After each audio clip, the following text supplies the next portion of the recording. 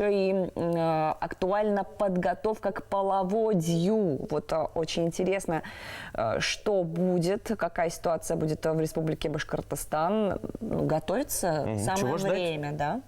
Да, ну, все-таки как республика готовится, я предлагаю спросить у нашего гостя. У нас сегодня в гостях Кирилл Сергеевич Первов. Это первый заместитель председателя Государственного комитета по чрезвычайным ситуациям. Кирилл Сергеевич, доброе утро. Доброе утро. Ну, прежде чем про паводки, Кирилл Сергеевич, расскажите все-таки, что у нас случилось в СНТ, Солнечная Поляна 3, в Уфимском районе. Знаем, что произошла трагедия. Да, к сожалению, 3 февраля произошел пожар, в результате которого погибла женщина 80-го года рождения, и еще 4 человека пострадало. По данному факту в настоящее время уполномоченными органами проводится следствие.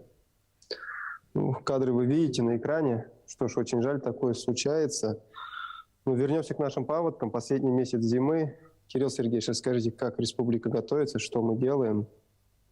Да, традиционно у нас уже проведено заседание противопаводковой комиссии под руководством заместителя премьер-министра Ириха Валерьевича Сагитова. Готовится смотр республиканский и команда штабная тренировка.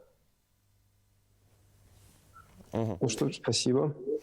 Кирилл Сергеевич, паводки весной были ого-го какие, все мы это помним. В этом году паводки будут? Да, традиционно республика готовится по наихудшему варианту событий, поэтому в республике более 250 населенных пунктов, которые, возможно, попадают в зону подтопления, и по этим всем населенным пунктам проводятся превентивные мероприятия. Более подробный прогноз мы ожидаем получить от башкирского УГМС к концу февраля. Кирилл Сергеевич, вот мы с вами уже давно работаем, также совместно с коллегами из МЧС.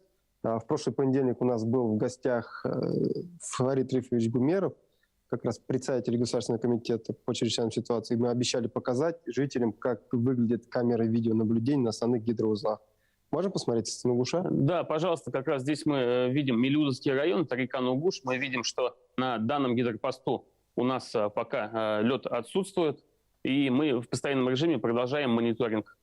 Также можем посмотреть Нуримановский район, это населенный пункт Яманпорт.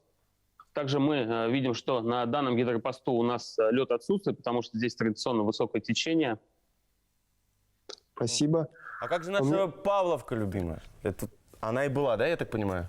Да. Угу. У меня все-таки есть вопрос. Вот как мы работаем на опережение? Вот когда в горах копится снег, там делают взрывы, чтобы не было угрозы схода лавин. Как делают подрывы льда? Традиционно мы заранее заключаем соглашения и договора со специализированными организациями, которые в случае необходимости проводят превентивные взрывы льда.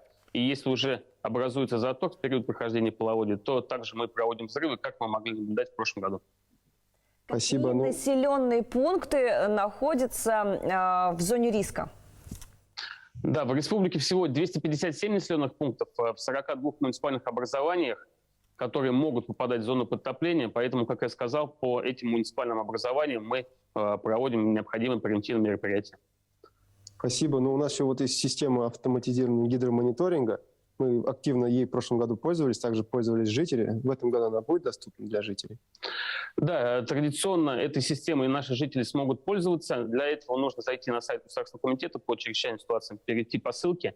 В этом году мы количество автоматизированных постов увеличили на 10, и будет доступно 54 автоматизированных поста по всей республике. Кирилл Сергеевич, все-таки что вы посоветуете жителям, как готовиться к паводку? Ну, жителям я бы хотел посоветовать в первую очередь не строиться в зоне возможного подтопления, да, потому что мы знаем, что вот очень активно сейчас идет застройка СНТ.